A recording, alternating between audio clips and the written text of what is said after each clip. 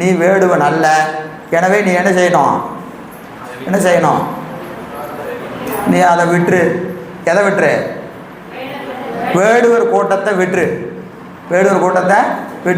எங்கே வந்துரு?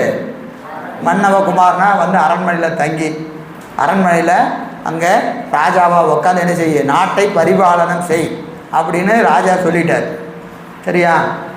சொன்னது தான் எனது உபதேசம். இந்த அப்படியே கொண்டு வந்தால் குருநாதர் வராரு. நீயே பாசஞானத்தில் இந்த உலகத்தில் கிடக்கிற ஆள் கிடையாது. நீ யார்? பதிஞானத்தில் இருக்க வேண்டிய ஆள். நீ இறைவனது குழந்தை.